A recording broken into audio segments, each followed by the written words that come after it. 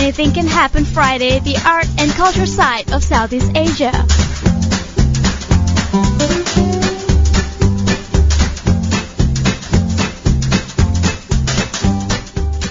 Hello and welcome back to DurianAsean. You're with Gowri. Today is a Friday. It's Anything Can Happen Friday, and we have a very special topic in line for you today. And this is in line with the My Music Festival 2015, which is happening this Sunday at Sunway Lagoon Surf Beach. And admission is free. And in conjunction with that, I have the CEO of Ox Entertainment, Mr. Francis Danker, who is here with me in the studio. So let's say good morning to him. Hello, Mr. Francis. Hi, and good morning, everybody. Yeah, thank you so much for coming in today and joining our breakfast show. It's been a pleasure. So, Mr. Francis, would you like to share a little bit about your background? What do you do with Ox Entertainment? Okay, I'm basically a musician myself. Okay. I started as a musician, right. And then back in the days. Back in the 30 years ago, and then we were live musicians, and we were playing in clubs and pubs and all that. Mm-hmm. And then I started Memories Entertainment, that is a event company. Right. And today we have 6 companies, and one of them is we just started is Ox Entertainment, and they are just solely bringing in international acts and creating concerts, and this is our first gig. Okay. How long have you been with Ox Entertainment?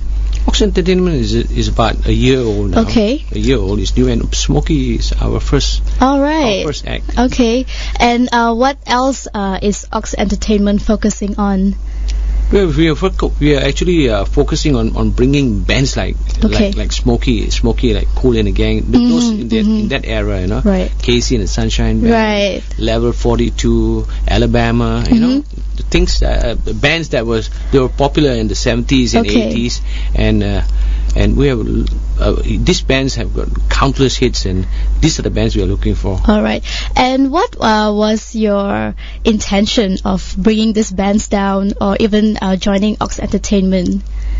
See, this concert which we created is to set up a platform for local musicians to perform alongside an international act. Okay. You know, so we in our days we never had this chance.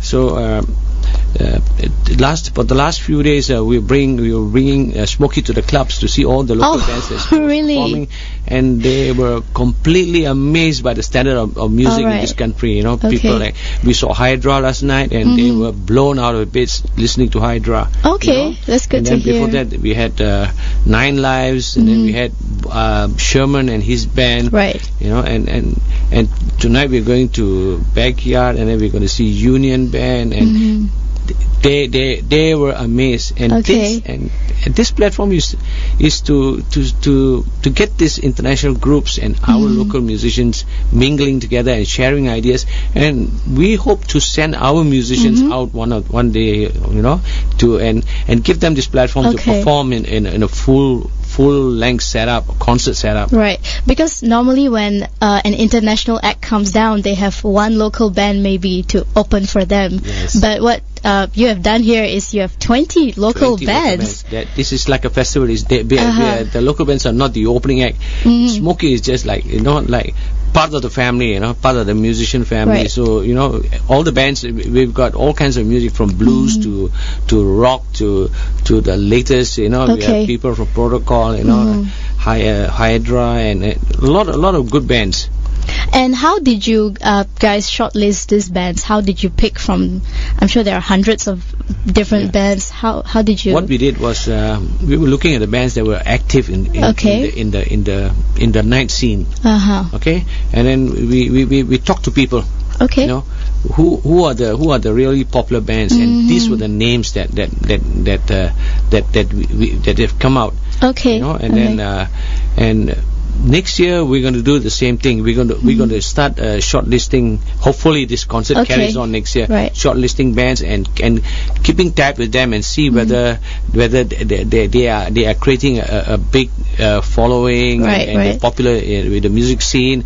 So these are the bands we want to feature. Okay, so that's interesting because I've interviewed a couple of local bands, and some of them said that when they performed overseas, they actually have music producers or CEOs coming down, sort of like undercover, observing them, and after the show, they actually approach these musicians and say like, hey, would you like to perform here as well? But they said that doesn't really happen in Malaysia, but apparently that's not true because, for example, you have been following to see who is really active and who is really trying hard to make it in the music scene in Malaysia. It's simply because I've been a musician myself. So I've been playing music for 20 over years. Okay. So now, since I'm in the capacity of doing something like this for the musician, I thought that this was this something to give back to them and to give them this opportunity.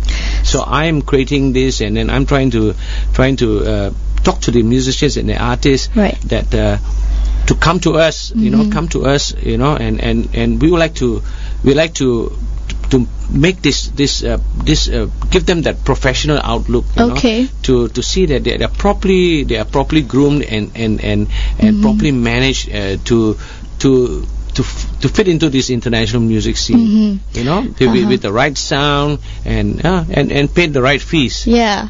So I noticed also the kind of musicians or bands you chose. It's not just one genre. You have a jazz band, you have Back to Basics, which is boy band, and you have Alley Cats as well. So why such a wide range? Because we feel that we want to have a wide range of audience. Right. Audience, even from the uncles and the aunties to the kids, it's going to be a family affair. Right. That's why it's in Sunway Lagoon and it finishes at 11 o'clock. So we start about 5 and it finishes at 11, and it's admission free. Right. And we want to see the tourists. Okay. We want to see the tourists. We want to see the expats. We want to see the international students down here there. And we're definitely going to get them. That is our main aim. Okay. Because when we go overseas, the first thing we want to know, where are we going out tonight? Where is the good music? Where can we hear some good music, some good Thai bands, some good Indonesian bands and all that. That's what we ask ourselves.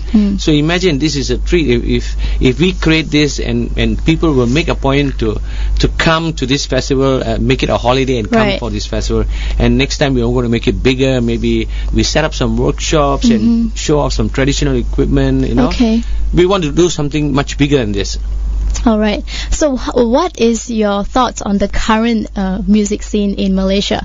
We can talk about maybe based on international acts. Do you think Malaysia is actually getting attention from all these international musicians as the place to go and perform?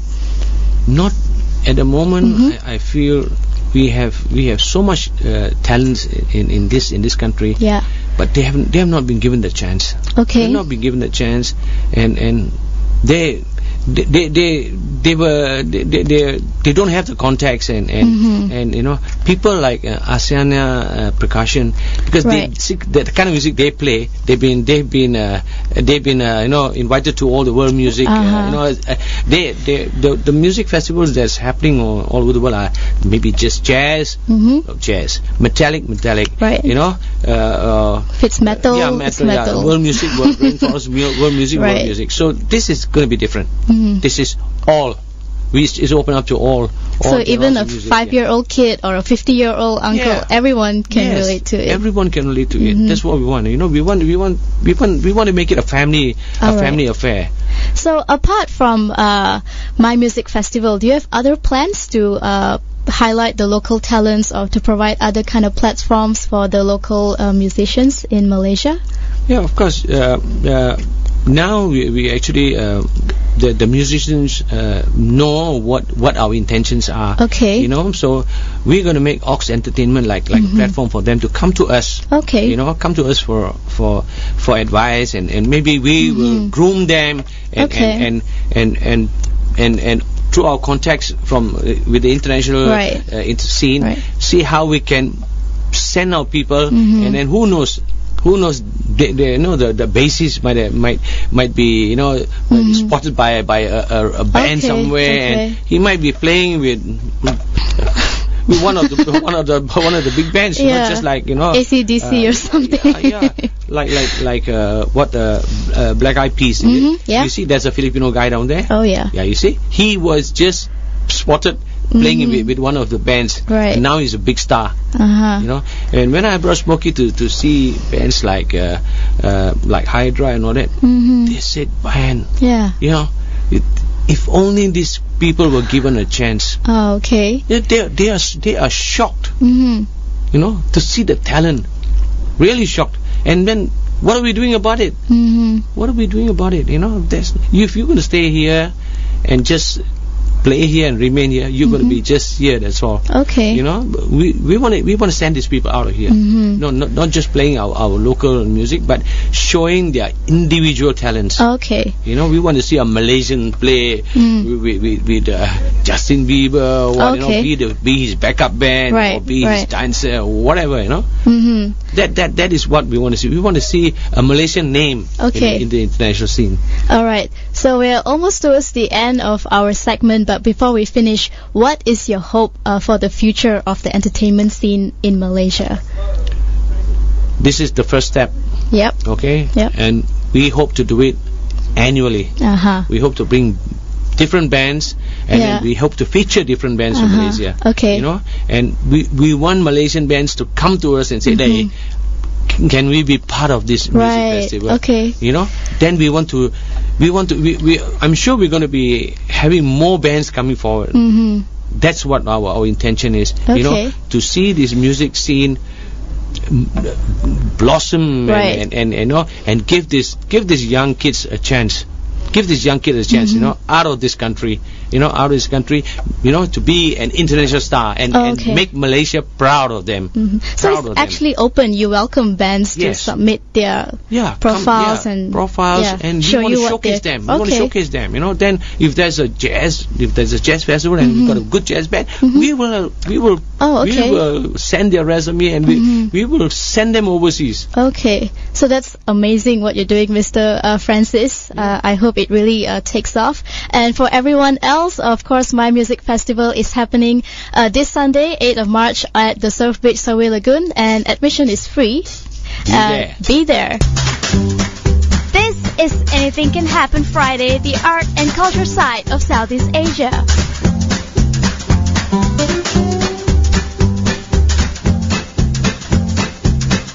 Welcome back to DurianAsean. You're with me, Gowri, on our Anything Can Happen Friday, and this week, in conjunction with the My Music Festival that's happening this weekend at the Surf Beach, Sunway Lagoon, we have the main act, which is Smokie the band, in the studio with us today, this morning. So we're gonna say hello to them. Hello, guys. Hello. Hi. Good morning. Good morning. Thank you so much for coming in and joining us in our humble little studio. It was terrible getting up.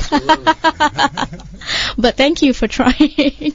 So maybe we can do a round of introduction first from all of you, starting with Martin here. Very good morning. This is Martin Bullard, keyboard player with Smokie, and celebrating tomorrow my 27 years of being in this fantastic band. Okay. And my name is Steve Pinnell, and I'm the drummer with Smokie, and it's been just a wonderful experience. Hi, Terry Utley from Smokie. I've been here since school. Okay. Hence the colour of my hair. Hi, this is Mick McConnell. I'm the lead guitar player. Wishing everybody a happy weekend this Friday. Right, so maybe you guys can tell us a little introduction to Smokie, how you guys met, how you guys got together as a band. Yeah, a schoolboy band. Oh, yeah? Catholic all-boy school. There was nothing else to do because there were no girls there. So we decided to be musicians, and when we left school we all went our different ways. I was going to be a lithographic printer, and the other guys went to do different jobs, and then suddenly I get a knock on the door saying, no, we want to do this for real in the real world. And so I said okay, and that was in 1968. Right. Yeah. And what about the rest of you? How did you guys all of you met in school? No. He was kidding. We come from different parts of the country. Okay. I was in Yorkshire for many years and got to know Terry very well. Right. And one day he said to me, "Do you want to have a few gigs with Smokie?" I said, "Yeah." I said, "What took you so long to ask me?" We had known each other for quite a while. All right. And because Smokie started out as a 4-piece, we're now a 5-piece and have been for that long. Okay. Why the name Smokie? It was our first demos that we did when we signed with Mickey Mo's EMI Rack Records, Chin and Chapman. Mike Chapman had moved to Los Angeles and he was playing our demos as his new signing to a friend there, and the guy just said, "Wow, that's a Smokie sound." Okay. What it meant, but Mike Chapman, we were looking for a new name, and Mike Chapman just said, "Okay, that's what we're going to call the band." So you thought that name was perfect right there? It was cool for us. We didn't care. You could have called us Happy Banana. We wouldn't have cared. We were called Kindness, and nobody could pronounce it. And before that, we were called Elizabethans, and when we got called the Lesbians, we thought, that one. And this is your second time in Malaysia, yeah? Yeah. So you guys have been here before. Did you try the local food? Do you have a particular favorite? Food's fantastic, yeah.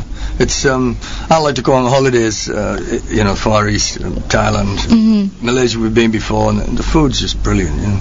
It's just healthy and tasty. Do you find it a little spicy though? Yeah, but it's lovely. We like spicy. You like spicy? That's very rare to hear people saying that. No, it's lovely. Yeah. So when you first came together as a band and you started playing, I'm sure you guys had childhood idols, maybe like one day I'm gonna grow up to be like this guy. So I think you all have influences.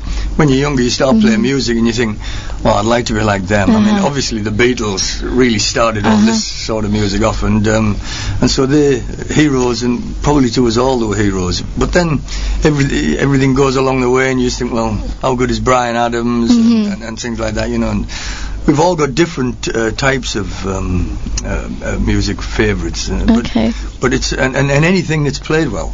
All right.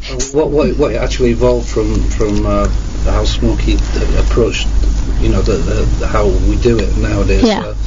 It came after the Beatles, and we discovered the Hollies, and we loved how they sounded. We loved the vocal quality, and we discovered that we could sing, and we'd never tried it before, really. Well, I haven't. And then we found that we got a natural blend, and then of course Crosby, Stills and Nash, and it became quite. There were more complicated arrangements and lyrics, and we just took it from there, and then Smokie evolved from a bit of a mixed bag of tricks, really. And Mick is surprisingly quiet. You want to add something? You said surprisingly. He's not usually quiet. Oh yeah, I just can't get a word in for this older bunch. Okay. If you listen to Mick's voice, you can tell why it's croaky, because he's incessantly talking all the time. He doesn't stop. I thought he was just born that way with that naturally sexy voice going on there. You see, this annoys me. Do you use that to get the girls? Exactly. So, did you have a childhood idol that you thought I'm gonna grow up to be like him? Yeah, me. God, when I first started listening to music, I mean, really, when I got to about kind of 11 years old and I started playing guitar, the 70s was the Smokie era, basically. So I was listening to Smokie and Bay City Rollers and Mud and all those bands what dominated the charts in the 70s. But I always liked American guitar music, and I went to bands like Thin Lizzy and that kind of thing. So I was more into heavy rock, really. But I thought the pop tunes of that era were fantastic, you know. All right. So when it comes to the whole music making process, who writes it and who comes up with the criticism and who says that works and that doesn't work? Well, we're very democratic on that. If somebody's got a song, we put it forward. If we don't like it, we kick it out. Okay. People publishers send us songs of other writers and things. Right. So we're very open about the writing situation. So it's a group process. It's not like somebody's in charge of doing this.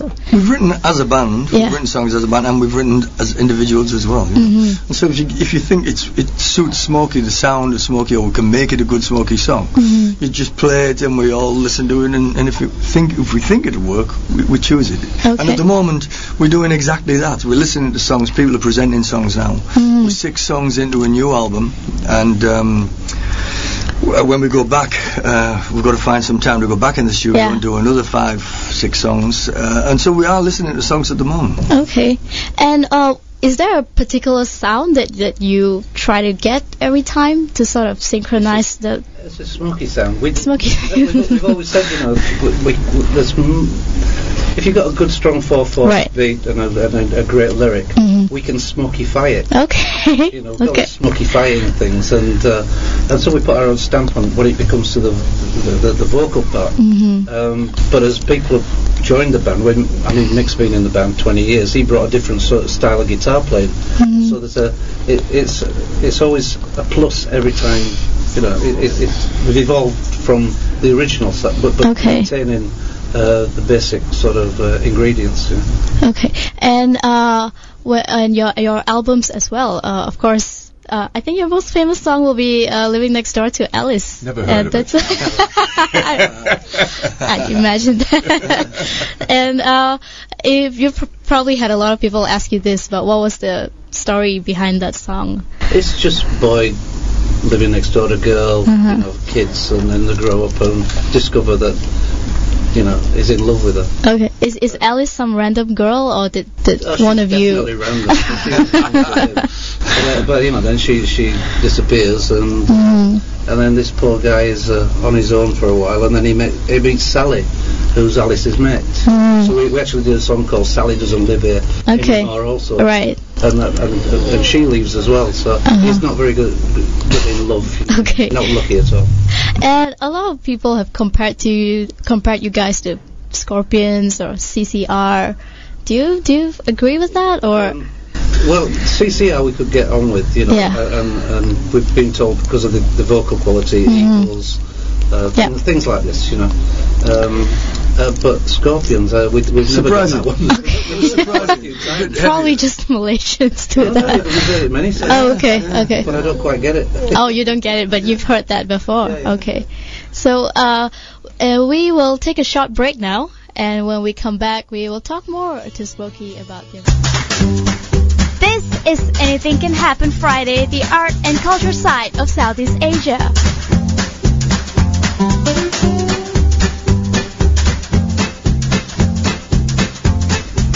Welcome back to DurianAsean. You're with Gowri on our Anything Can Happen Friday, and I'm still with Smokie in the house. Hello, guys. In the house. In the house. It's so rock. So, as a band together, is there a certain image that you guys try to keep up when you guys dress or get a haircut? Do you kind of have to like synchronize it? No, I don't take many haircuts now. Okay. No, not really. We're sort of individual in everything that we do, you know. It's mostly jeans and as that way. But I've had long hair since I was a kid, you know. So. Oh, really? Because I'm not that young anymore. Well, in Malaysia, it's right. In Malaysia, if you have long hair, you get kicked out of school. I don't know if you know even that. now. And then you start a band. That too. That could work. I remember our record producer, Mike Chapman, Australian. Oh, yeah. It came via Singapore, and he had long hair, and I threw him in jail and made him cut it. Oh, okay. And what is probably the craziest thing you guys have done together as a band? Go out. We don't often do it, you see. Me and Mick went in with the crocodile in South Africa a couple of years ago, didn't we, Mick? Yeah. Went in a crocodile cage. You know, down into the water, and then they would throw the meat very close to the cage. Okay. So it was very shallow, and we could come above the waterline to breathe. But that was good, and the band have had both me and Steve arrested.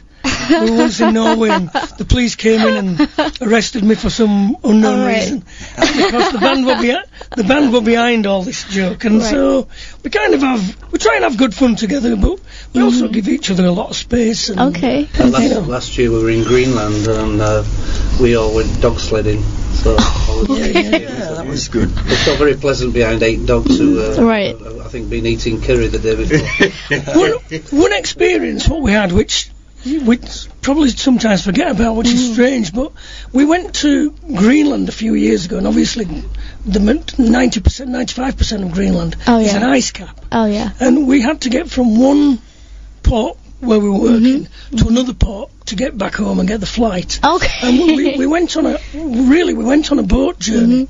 I think, I might be wrong now, but we got about 5 hours. Yeah. It was a long time, 4 or 5 hours.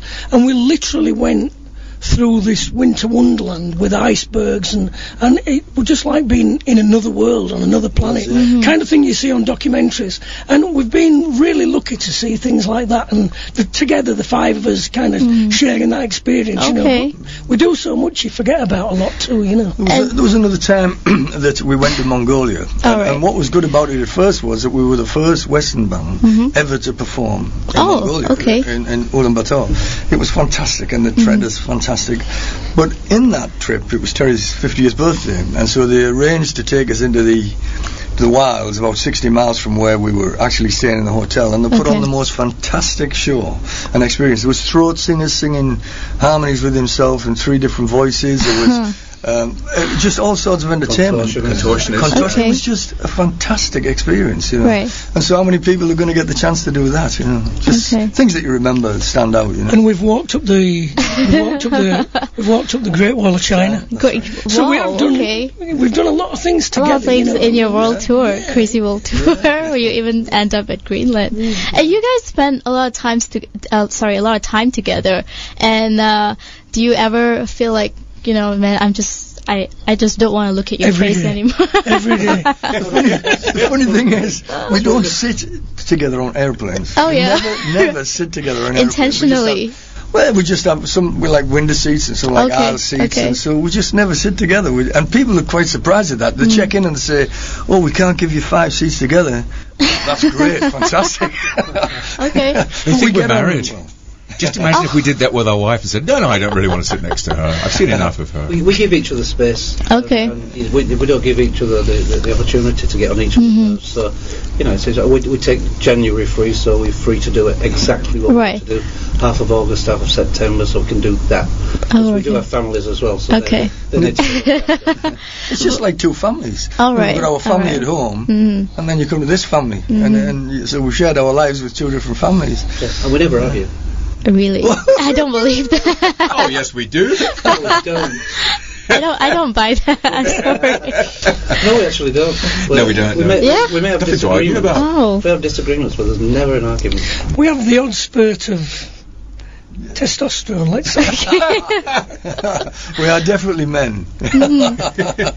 But you guys hang out as well. No, because we all live in different parts of the country. Okay. So the moment you get back, you just go home and you only get together when the... Stay in touch on email and things like that, on the phone messages and things like that. Okay. I mean, I can be sat on a beach in the Greek islands, you know, and it's 2 weeks into the vacation. I've still 2 weeks to go. Okay. On a mobile phone, you're tempted to keep it in your pocket. And I phone Steve, who's in Thailand or something. I said, how's it? He says, I'm ready to go back to work. Are you? I said, yeah. We talk for... We're about 8 months a year touring, so it takes about 100 shows a year. Right. So about 150 flights every year. Wow, it must be taxing as well. You need that break as well, you know. It's lovely when we come over to Christmas and then we take the break through January. This time we had about 6 weeks break, you know. And it's nice to get that break because when you get back it's fresh. Everything's fresh, there's a lot to talk about, and you look, like Terry just said, you look forward to getting back and getting back and playing. The first gig of the year we do in the beginning of February. That's 23 years we've been doing it now for a leukemia charity, and it's a great night, and it shakes the cobwebs out, you know, for having that break. And you guys have been together for so long, and with the music industry, of course, it's always changing and evolving. So I have 2 questions here. The first one is, what are some of the major changes that are probably opportunities that weren't available back then, but it's much easier right now? Technology, talent shows, the internet, MTV. Okay. You make a video and it's on MTV. You know, you can do that in America and be an instant success. Right. In the 70s, and 60s, you had to tour the place, and you can't tour it in 3 weeks. You can go to Australia, it's a big country, but there's only a handful of major places to play.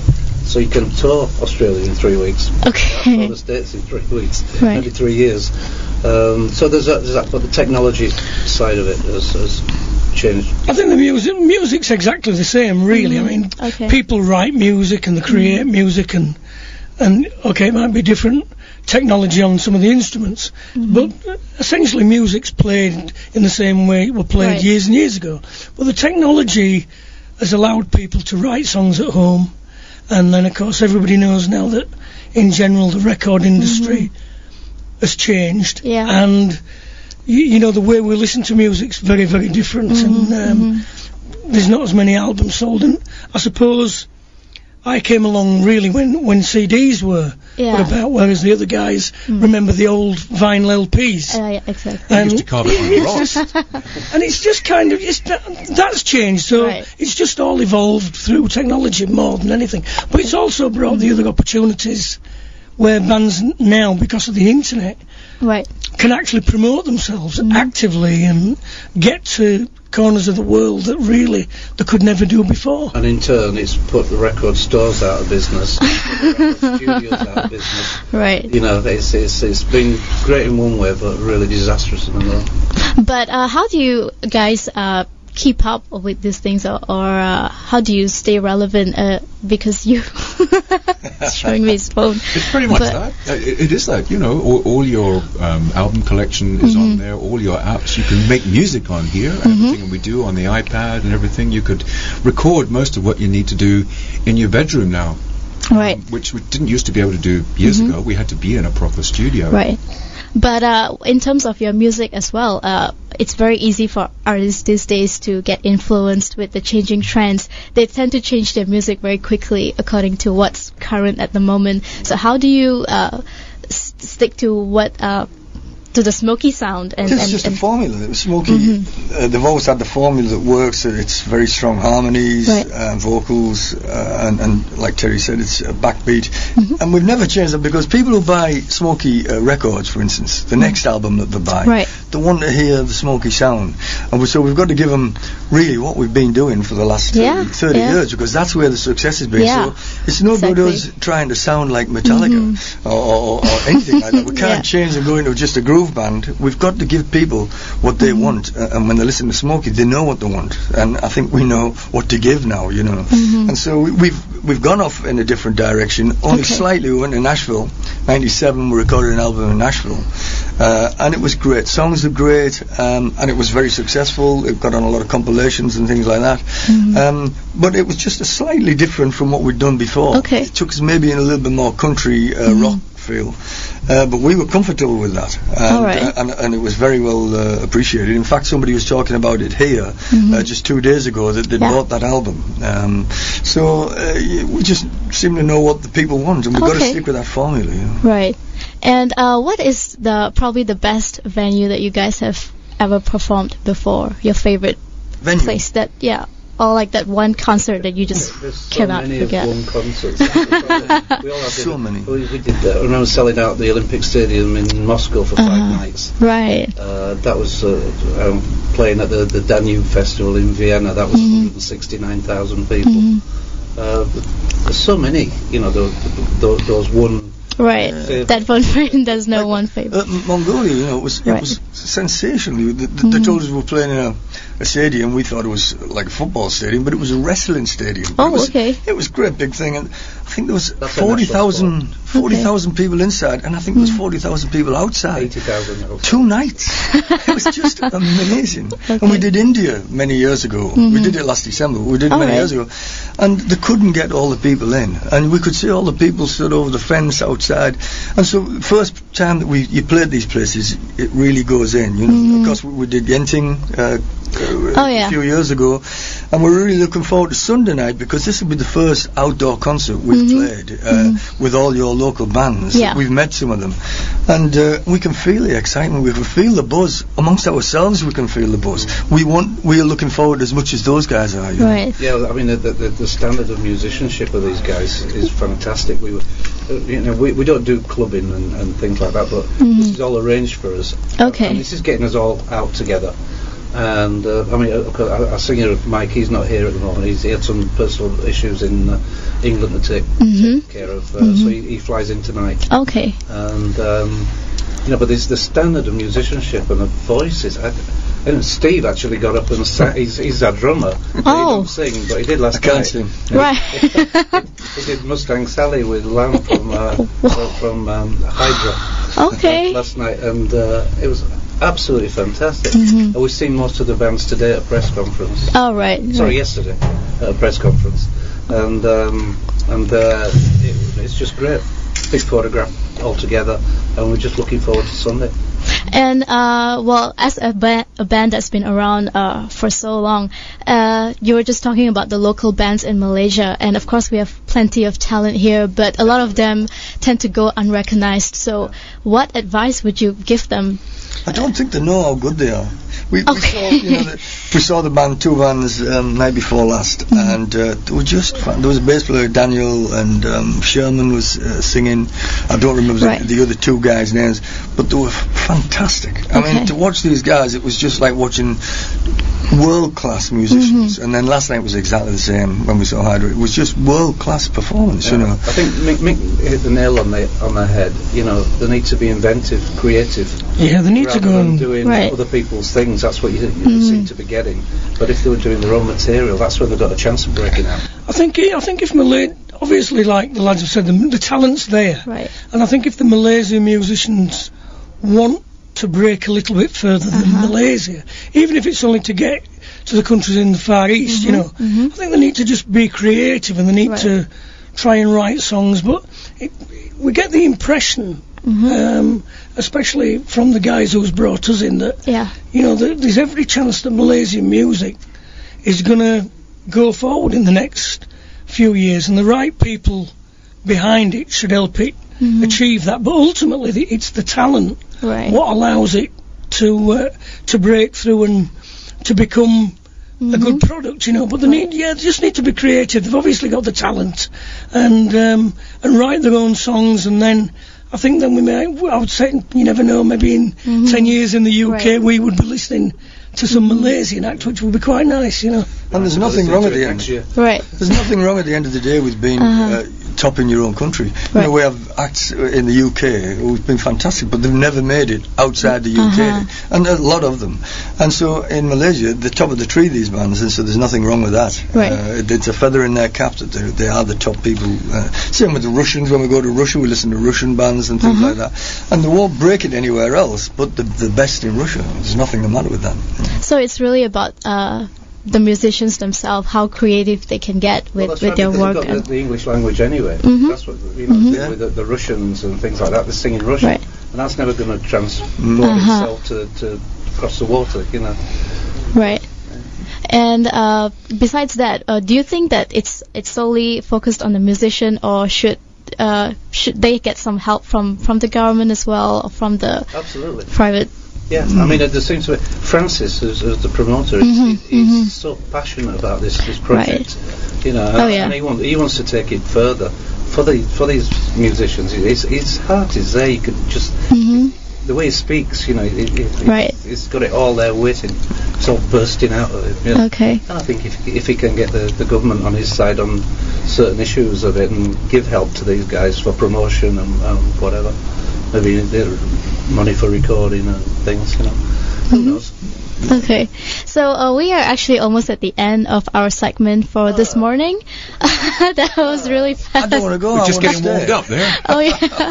So you guys are performing this Sunday at the Surf Beach at Sunway Lagoon. So is there anything that you want to tell all our listeners out there? Well, we have not got to Sunday yet, and we're missing Malaysia already. Okay. I think one of the main things is that there's been a lot of effort for the people who have the administration of all this festival. I think they've put a lot of effort in, and I think you know the Malaysian public need to get behind that and support that cause, you know. And it is a free concert; no one has to pay in. So the more the merrier, and hopefully it can be something what can be a regular occurrence in the future, you know. So people need to come along and support it and get behind all these local bands and behind Smokie, of course. Right. So, yeah, absolutely. Could possibly so we can come back again. Oh yeah, definitely. It could possibly be the biggest party of the year. I think that's what Francis was going for as well. Well, we will try and make it like that, because when we go on stage, that's our aim. We go on to play. We go on to play well. We go on to please everybody. We want to see smile on people's faces. We want to see everybody singing the songs. Right. And as long as they're happy, we know we've done the job. And they're getting inquiries from also, from Indonesia, from so Singapore, many places, Bangkok, Thailand, Australia, who think that they're asking how much the ticket is, and it's free. Okay.